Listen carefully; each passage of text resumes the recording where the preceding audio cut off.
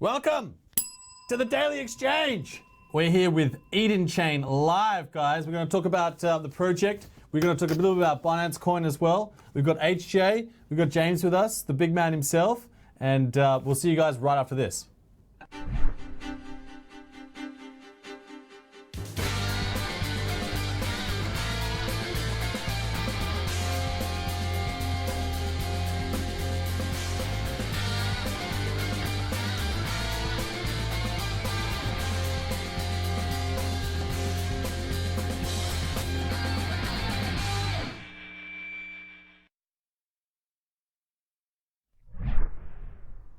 All right, guys, we're here live with Edenchain, my man, HJ Moon, and he's the big man himself, James Ahn, CEO of Edenchain. Guys, welcome to the Daily Exchange. How are you going over there? How's Korea right now? Good. Yeah, it's early summer. It's getting a bit hot, but yeah, it's bearable. Yeah, it's a quite okay weather. And yeah, crypto market is a bit getting better today, so we are looking for some recovery going forward. That's good. That's great. So guys, do you want to start by just telling us a bit about Edenchain, in your own words, what the project is all about? Okay, so Edenchain is basically a permissioned blockchain. So usually people know a lot about permissionless or public blockchain, which anyone can just jump in and use. But in case of Edenchain, we are permissions, so not everyone can use. And you need to have a certain permission to come in and use the platform. Mm-hmm. So some people think, okay, what's that for? Because many people think like decentralization and anyone can really use that as a main core of blockchain. However, we are there's a wall to entry barrier to get in. And this has this special and very unique feature because this is very suitable to enterprise companies. Because there are a lot of companies who want to adopt a blockchain platform. Their biggest problem is they are not really feeling safe, and they find some risk of people, just anyone jumping in and use this platform, and there might be some problems, there might be some issues. Mm-hmm. You can just think about the example that happened with CryptoKitty. When the CryptoKitty was very popular, a lot of people jumped in, and the speed of the Ethereum platform became very slow, and mm-hmm. that has made a problem. That's okay for just people playing games and using playing the CryptoKitty. However, so for big enterprises like Samsung or LG Electronics, when they use the blockchain platform and when they see that kind of issues, it's going to be very much big trouble, and they're going to lose a lot of money. So they want to use some more like guaranteed and less risk platform. And in that regards, permission platform is giving a very attractive platform usage for these enterprise users.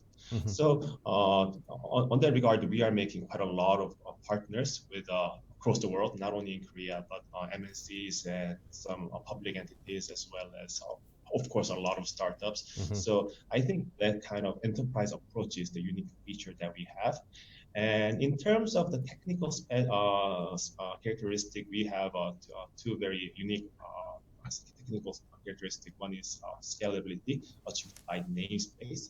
So basically, we are using technical namespace, and the namespace is kind of each namespace can handle a certain number of transactions, and we can put this namespaces in a parallel manner, so they can transact all together at the same time. So the TPS goes up linearly as there's more number of namespaces running the system. So we are targeting 1,000 TPS for one namespace. So if you just add up 5 or 10, or it differs by the companies, enterprises on their needs. So if the enterprise is using 10 namespaces, it's going to be 10,000 TPS, and it could be more, and it could expand infinitely. Based on our theory, so I think this you're is calling Edenchain can get up to 10,000 transactions a second with 10 namespaces.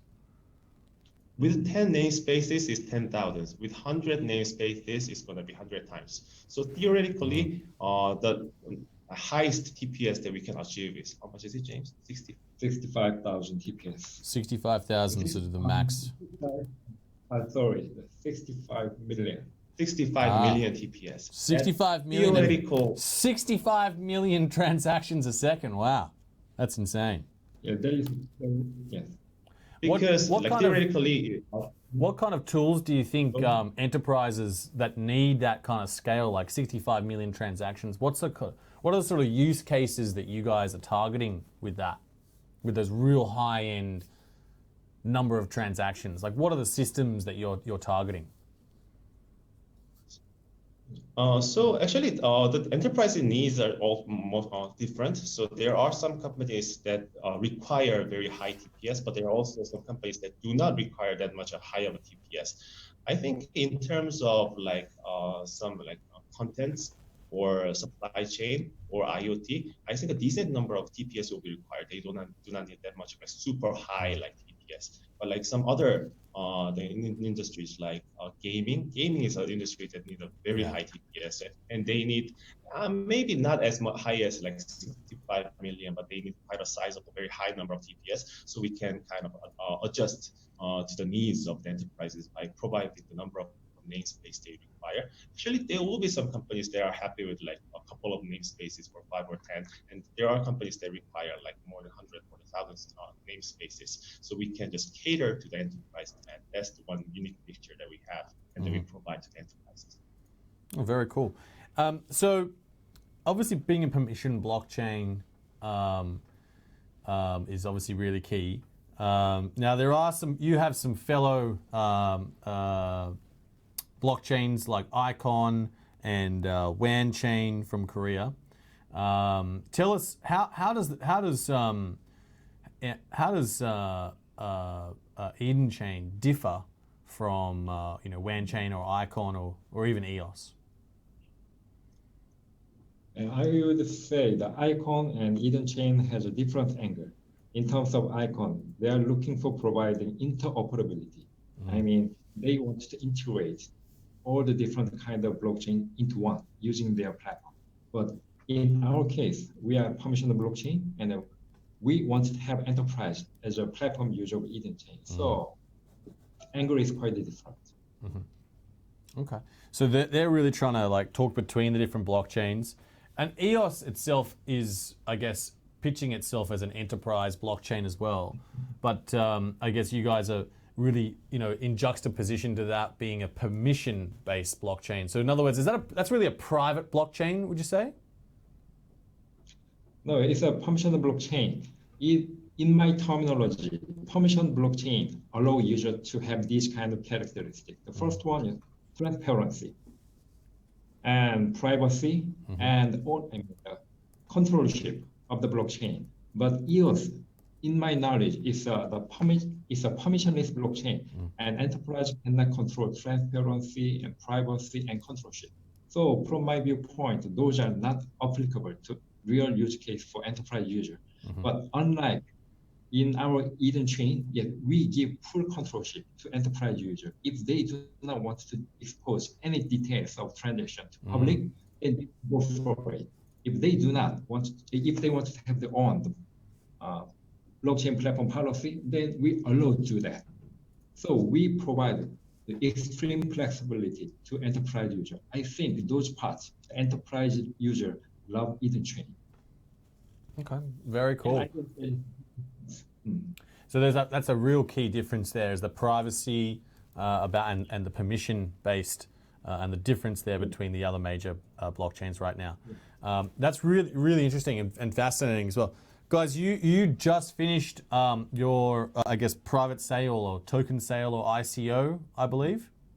How did it go? So yeah, our ICO was finished, both private pre-sale and as well as the public sale. There was a very big demand, quite a huge hype. Actually, our the public sale, we were quite surprised as well. We opened the public sale and it closed down in less than 2 minutes. Wow. Actually, the 1 minute 50 seconds. 1 minute 50 seconds.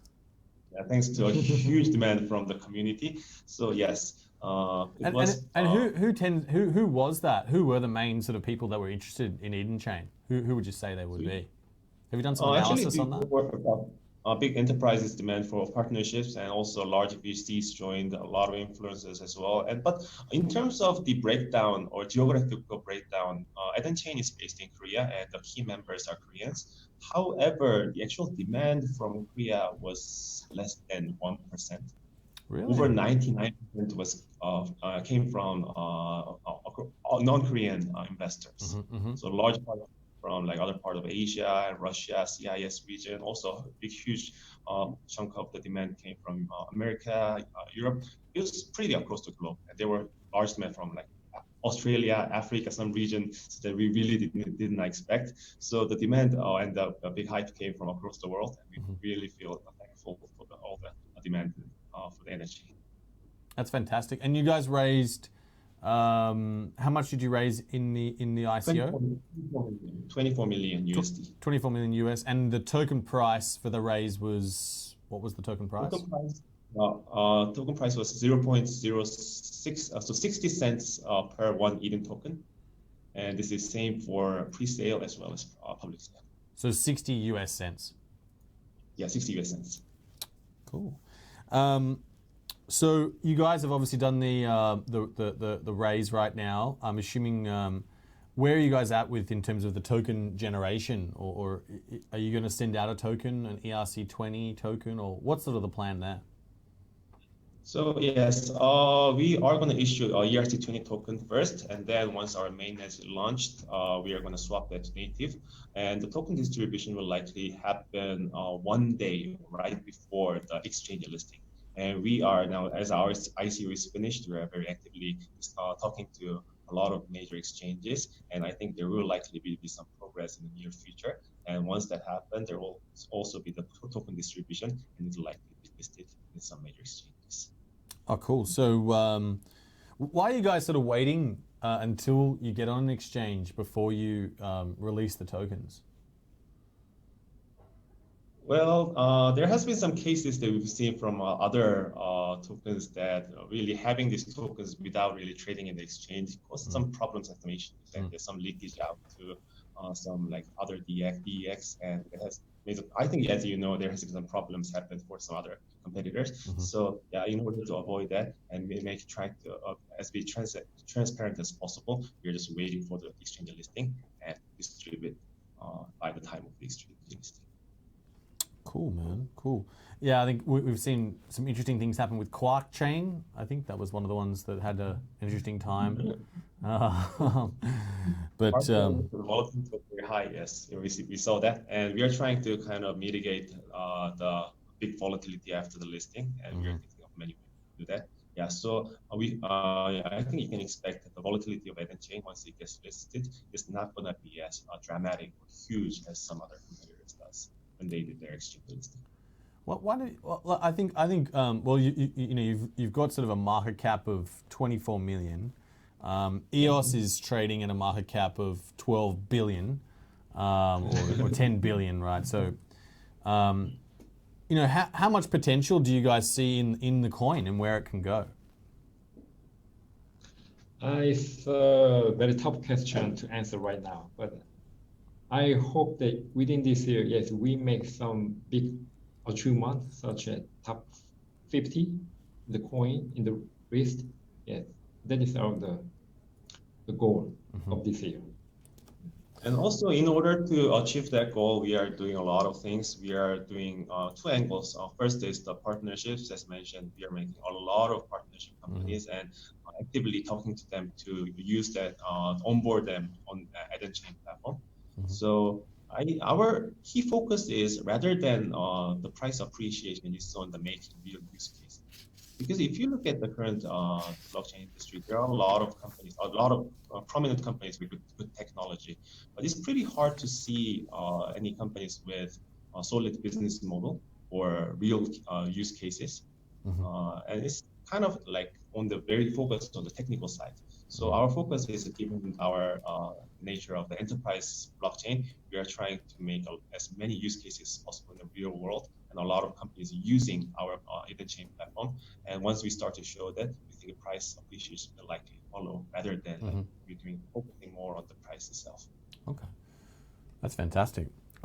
So, question: when do you guys think when do you think you'd likely list on an exchange? So likely third quarter, and for Third quarter. details, we cannot really say this here. But however, we think that it's likely to be the early part of third quarter rather than the later part of third quarter. Cool. I think that's what we can say. Early third quarter. Awesome. Guys, I want to learn a little about, so there is a deflationary token supply with Edenchain. And deflationary token supplies are really good for pricing and things like that. Can you walk us through how does the deflationary token supply work? In early stage, yeah, I have thought about the deflation of token, but as time goes by, we had internal discussion and we decided not to take that option. The deflation of the coin is not in the plan anymore. I'm sorry to say that. That's all right. That's good. So no more. Why was the reason? Why did you want to take that out? The major reason is it can be viewed as a security token. Clearly, Edenchain coin is a utility token, so we want to remove that part to view it as a utility token. That is the major reason. Okay, that's a good idea. Obviously, with the SEC right now ruling that lots of different, really looking at focusing on ICOs right now, it's quite a hot topic, I could imagine, for you right there, James. Question, there are master nodes with Edenchain. How does that work, and what's the opportunity for people to establish a master node, and how much money could they make? Since the Edenchain is a permission blockchain, we need that kind of master node to run the Edenchain platform. But to run the master node, yes, I need to be fair to everyone. I mean, the company or organization or startup who has interest in joining the master node, yeah, I should prepare some good governance and policy guideline. Now we have been discussing about that part, and maybe in Q3, the late Q3, yeah, I will explain the details about the master node, how we going to run the platform, master node, and what is the qualification to be a master node kind of stuff. Right. Excellent. All right, we'll look out for those. You guys should come back on and tell us how the master nodes work, because I know a lot of the guys that watch this show will be very interested in potentially investing in becoming a master node operator. The question I have next is about transaction costs and processing fees. Edenchain obviously uses a FIFO transaction model, first in, first out, I'm assuming. And you have a proof of POET consensus, POET, proof of expired time, I believe. Do you want to talk us through how that sort of works? POET, transaction FIFO. I guess the consensus. Talk us about the consensus first. Would be good. Yes, POET is a consensus algorithm invented by Intel. The basic idea of POET is selecting a lottery winner through randomized number. So when we talk about the consensus algorithm, all things will be concluded. All things will be concluded into one thing. How we select the winner. In case of POW, we give quiz to among the nodes. Then the first node who solved the quiz get the winning prize. And POS, the biggest shareholder, will take the winning prize. But in case of the POET, every node in network just draw number through its Intel CPU instruction. Then it will distribute all these random numbers across the network. Then the nodes will recognize which node has the lowest number. And if that node has that number, then he will be elected as a lottery winner. So that is the basic idea of how POET works. And then that lottery winner then determines the consensus or provides the Yes, then the lottery winner has the right to make a block and store into database and distribute to all over the network. Gotcha. And he will be incentivized because it win the lottery. Gotcha. And then they get paid transaction fees from the people who are sending the blocks? Yes, that's right. Right. But in our case, the Edenchain is a permission blockchain. The incentive is not a crucial factor to run our blockchain platform. We just give some kind of the favor to the owner who run the computing who provide computing resource to the Edenchain. So we don't want to have a big we don't want to collect much money from the transaction fee kind of stuff. Just providing a reasonable fee to owner and the user. Cool. And how many masternodes do you expect to have in the future? It depends the size, the growth of business. If business is growing quite well, then maybe 3-digit. But as of now, yes, we plan to 2-digit, like 20 or 11 kind of 11 number of nodes. Okay, cool. So as it scales, I guess more and more people will join, and they can potentially become the master node, and they can join the random lottery to potentially provide the next block and gain consensus. Yes, that's true. Cool. And obviously it's a lot more energy efficient than proof of work and proof of stake to some extent. But in terms of the costs, tell us about why is Edenchain going to be more cost effective than say EOS? Because as I told you, we don't want to charge much money from transaction or other fee. Our major purpose and goal is to provide good blockchain platform to enterprise user, and to provide such kind of good interface and good environment to enterprise user. What I have to do is lower the fee and providing flexible environment. And yes, we should do whatever need to accelerate the process of using Edenchain kind of stuff. So I would say the purpose and angle is quite different from EOS. Definitely. Yeah, definitely with that enterprise focus for sure. Obviously there's you guys are launching with different languages. So you've got broad language support. You've got Ethereum virtual machine, so the EVM is installed, I believe, when you start. What other languages will be available to program on Edenchain? In Edenchain, there are 2 ways to use the smart contract provided Edenchain. The first one is, as you mentioned, the solidity, because we're going to install the EVM in our network. But the other option is RESTful API. In case of the RESTful API, language does not matter at all. As long as the selected language supports RESTful API, you can go for any kind of language, such as Java, Python, C++, or whatever. And I strongly believe that such kind of the API is very efficient way and cost-effective way to implement business blockchain service on top of Edenchain, because they don't need to hire a high qualified the blockchain developer. A developer, someone who knows RESTful API is enough to use our blockchain platform.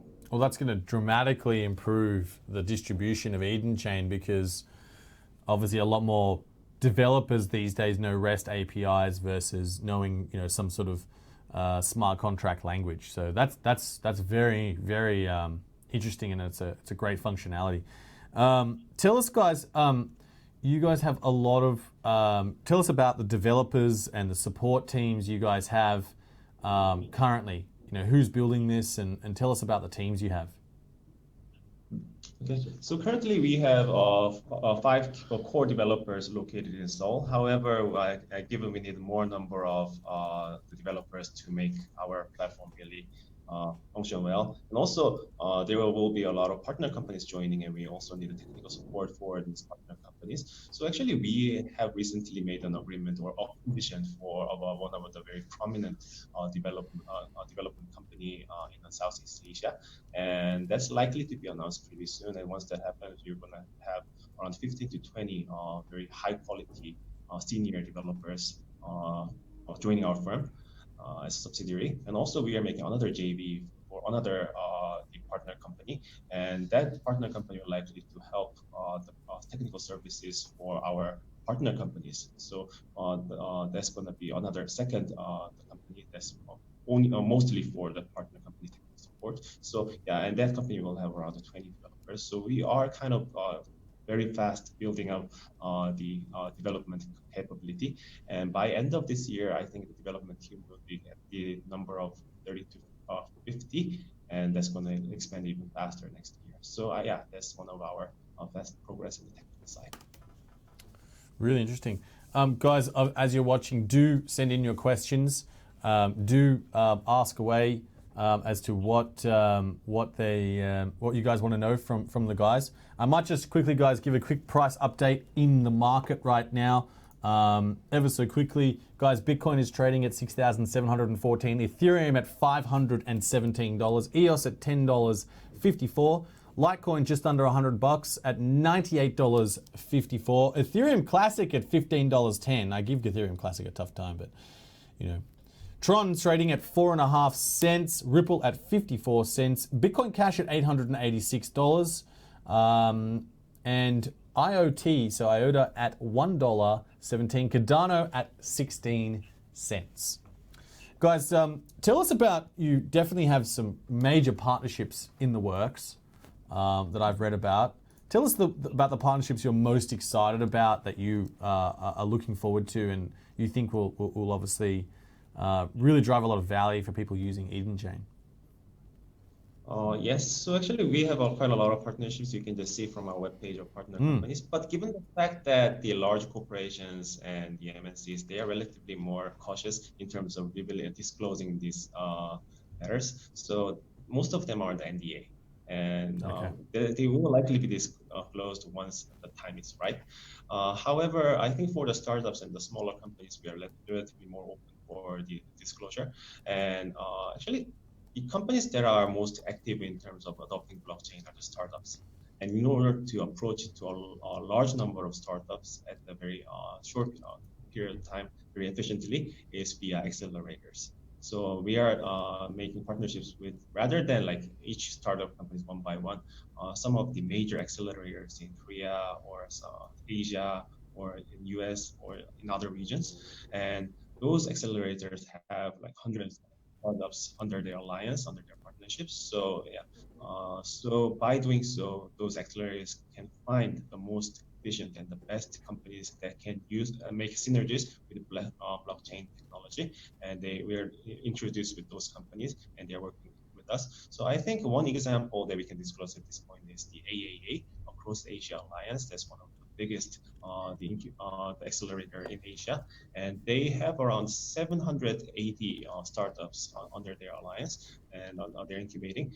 And among them, they have came up with some very good candidates, and we are like going with them for conferences, and we are working very close to them for our early adoption of the blockchain platform. So yeah, I think by doing this kind of approach to the accelerator startups, we can grow the ecosystem very fast and onboard a lot of startups and very prominent companies on the blockchain.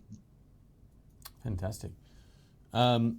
In terms of, I guess, in recent news, South Korean central bank just announced on Monday that it does not plan to launch its own digital currency for fear it could destabilize the economy.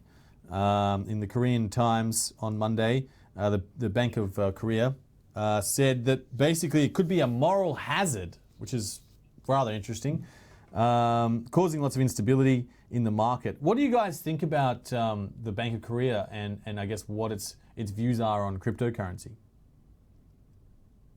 Well, actually, the government has not been that favorable for the cryptocurrency until now. And yeah, the Korean government is actually there has been some regulations that has impacted the market, and that has been some very negative effect to the cryptocurrency prices.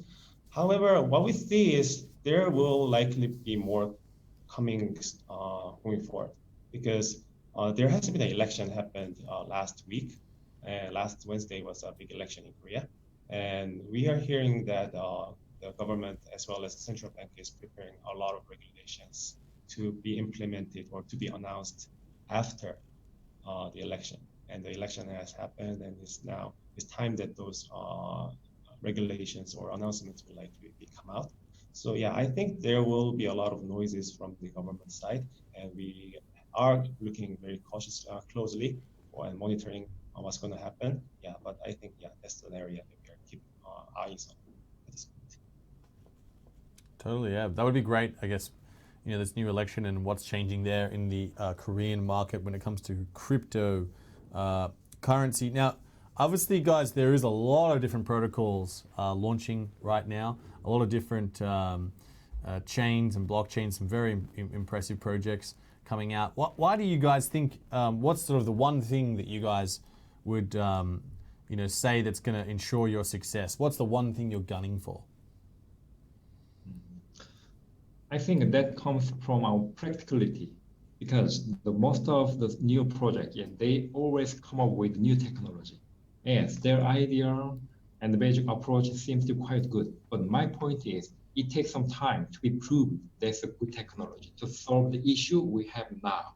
But in our case, the most of technology I used for Edenchain is proved one, proved by an OS or network or something else. So I combined all those proved technology into one and provide a practical solution to enterprise users. So once we have several use cases, the enterprise may have no fear to use our technology because it's proven and they can control everything. And those part is our strength and the uniqueness compared to other competitors. Mm-hmm.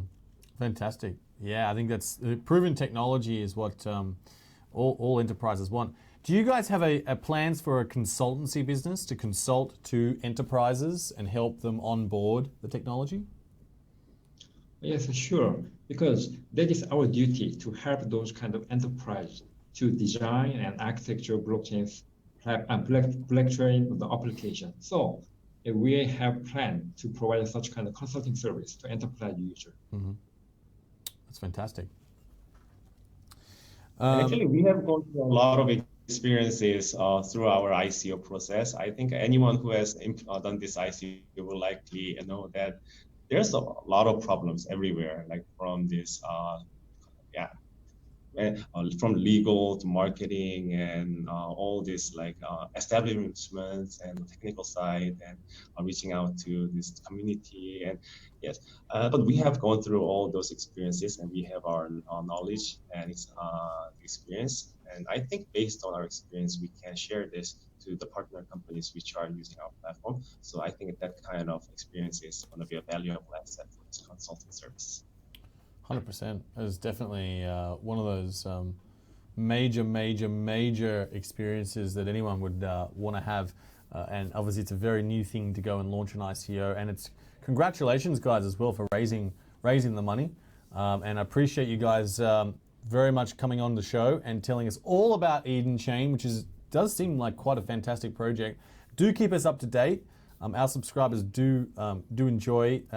Seems to be quite popular with some of our viewers, which is great. And I think after this, they'll probably know a little bit more about Edenchain.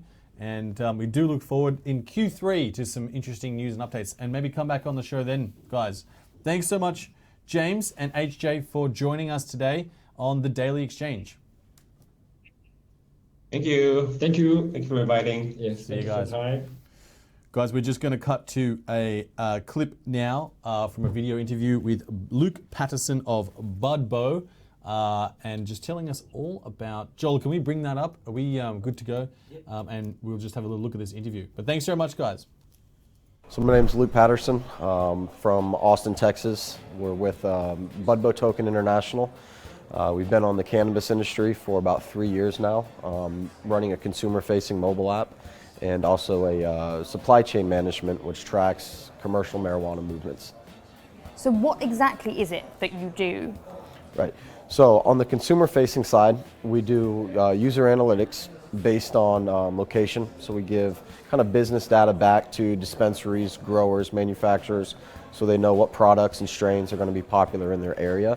On the supply chain side, we do electronic documentation, verified proof of pickup and proof of delivery through EOBR's electronic onboard recorders. And we've been porting all of that stuff over to blockchain to use the immutable ledger for compliance reporting. And how long have you been in the crypto world? When did that move happen? So we've been in the cannabis industry for 3 years. We've been in the crypto space from a token side and blockchain for about the last 6 months. And why did you make the decision to make that change? So when we started getting into government regulations, we needed to use the immutable ledger for compliance reporting, so on and so forth. So it just made sense. The security on blockchain, when we talk about things like patient ID verifications, patient records, the proof of pickup, proof of delivery for commercial shipments, it just made sense to push all that stuff onto blockchain for security reasons and also transparency inside the cannabis industry. And what's unique about Budbo? What problems are you solving? Great question. The really thing that separates us apart is the fact that our consumer app really drives all of the data analytics on patients and consumers. So we actually track it all the way from the farm to the marketplace, and through consumer reviews and things like that, we take it a step further and we really find out how the product affects the patient. And we track that and we look at data analytics, predictive AI, so we can really get better data back on the growers. So we see exactly what type of grow happens to produce an effect or alleviate a symptom, whether that be PTSD, whether it be good for Parkinson's, so on and so forth. So we're trying to make that data available to everybody. And who is your customer? So it's really 10 different people essentially would be our customers. So the consumers obviously would be recreational cannabis users who would use the app, medical marijuana patients who use the app, and then on the business side of it, it would be dispensaries, growers, product manufacturers, people who make edibles, concentrates, lab testings, THC, CBD testing facilities. We have 3 contracts with major hospitals in the U.S. To collect the data for cancer research. So it really runs the gamut people who want this data aggregation that we've assembled for them.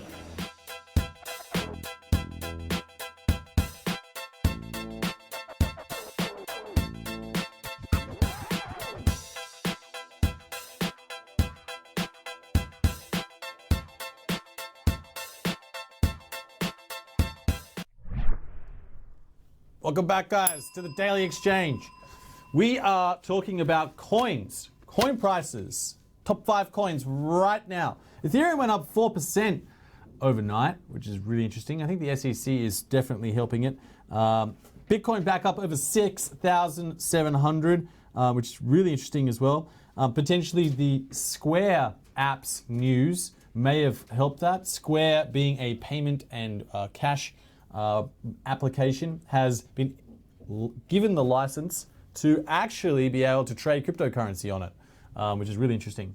And maybe that's obviously spurned on more adoption and bringing more people in to buy Bitcoin. Obviously, one of the Bank of International Settlements, an organization made up of 60 central banks, blah, blah, blah, was criticizing cryptocurrency scalability. We've been talking about that a lot this week, and that's obviously really interesting stuff, but obviously the scalability issue I think is going to be solved. And who needs to move that much Bitcoin continuously around the world?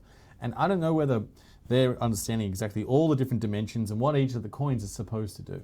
So we'll see what the Bank of International Settlements says in the future, and my forecast is they'll probably say something about now how it's so scalable. So it's great that they're talking about it, but any news about it is good news. The other big thing that's going on right now is a lot of people are talking about OTC taking up all the volume over exchanges. Now, from my experience, and obviously this is my opinion and not giving any financial advice in any of this show, there is no financial advice going on, but this is just purely my opinions, is definitely I'm seeing personally, and we're seeing with the hivex.com, a lot of OTC trading going on. And a lot of those don't move through exchanges to some extent. There is a lot of off-market transfers happening, a lot of different things going on with that. And I definitely think the volume has increased. And I think the reason why is that, again, it still is very difficult to get large volumes of fiat currency into these exchanges. This is still a major issue. Maybe the Square app will help do that, but it's large volumes are very difficult to move into the exchange. Seems to be very challenging. Now, today I'm going to have a closer look at Binance Coin. On Finder today, Joel, if you want to bring up my screen here, Binance Coin, we wrote an article up about this. Andrew Monroe, who is a great writer, is writing about the increase in price. Recently, Binance Coin has just taken another ramping up in terms of price. It's probably due a lot to the community vote that's currently going on. You can see they're real ramping up. But the thing is, and what Andrew talks about in his piece, is they continuously do things by buying back the coin, they burn the coin, they have these votes in terms of the community coins. There's obviously all sorts of different new coins that are coming on there that are voted in by the community. And if you hold 500 BNB, that adds a multiplier of 500 times to your vote, a maximum of 500. But that obviously drives the price up. It's a very interesting coin and a coin which a lot of people are holding. It has a clear use case. In other words, it reduces your fees, and it definitely enables voting. And Binance's business seems to be continuing to be going from strength to strength. So if nothing else, I think it's definitely a coin that could potentially outperform Bitcoin, although that's not financial advice. Don't trade on that. Don't make any assumptions. This is just my opinion. But it's definitely some of the things that I think are driving this coin. And it's something which, I'm becoming a much bigger fan of Binance Coin due to its clear use case, and it just seems to be outperforming a lot of other coins out there right now, which is really good. The roadmap of it, obviously more coins, more community announcements, more votes, more buybacks, and there's a 5-year burn cycle of 20% of Binance's profits being burnt as tokens. So do look out for Binance Coin, check it out. Could be good, might not be. That's not financial advice. It's your trading. You go with it how you feel. Maybe. That's like Ethereum Classic. I don't think I'd ever buy that because I just don't feel it, Joel. I don't know what the deal is there. Poor Ethereum Classic, giving it such a hard time. Guys, moving on now. We're talking about the terminology of the day. And the terminology of the day is something which I myself find very interesting.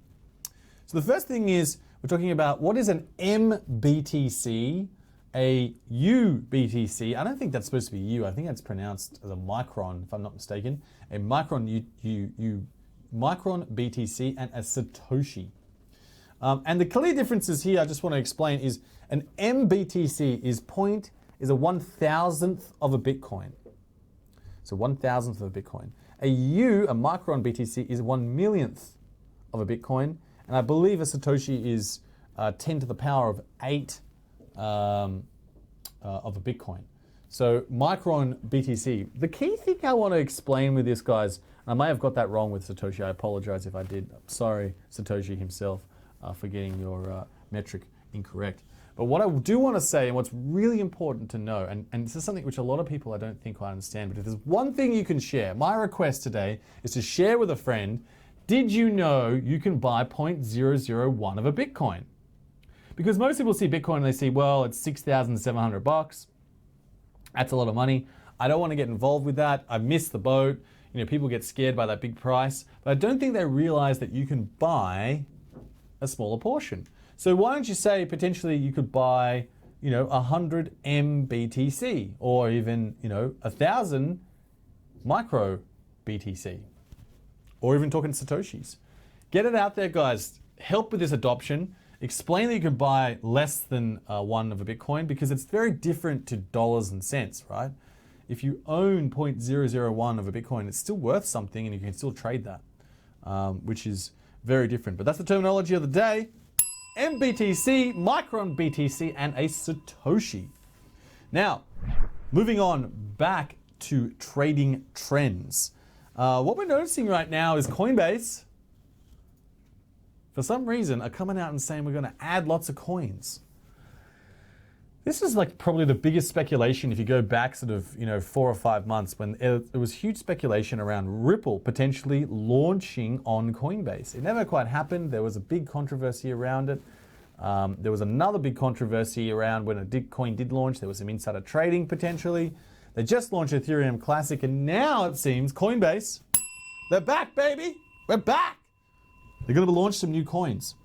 To quote Coinbase's VP of Business Development, Emil Choi, elaborated, stating, obviously adding more assets to the platform is a very big priority for us. It's top of mind for all of us. That's pretty cool. More stuff on Coinbase. The thing is, but like, you know, Coinbase is not going to, I guess, it does drive new adoption, but does it really it drives, I guess, altcoin adoption. So potentially the altcoins will benefit from that. The real key, I think, today in news is the Square adding and being enabled to trade cryptocurrency within the application. I think that there is going to drive more adoption. That is what's going to drive potentially the everyday user to get involved with that. It's just another click away. Guys, there might be some questions out there, but I do want to suggest, do subscribe to the YouTube channel. And when you're subscribing, there's a tiny little bell so that you can find out when we're about to go live. And that little bell will tell you when we're about to go live. So do click the bell and subscribe that way. We've got new uploaded videos. We also have the 2 podcasts that come out. And we have a new show hosted by Chris Stead, who does gaming with cryptocurrency. Now, gaming and cryptocurrency, as you heard from Edenchain, is going to be massive. Huge amounts of enterprise value in huge industry, particularly in Korea as well, with StarCraft and League of Legends being massive entertainment and massive systems. But do join us, guys, and you can listen in and hear all those other trading opportunities and trends and learn more about coins. But thanks very much, guys, for joining us today. That was the Daily Exchange, and we'll be right back tomorrow talking about coins and where they're going to go.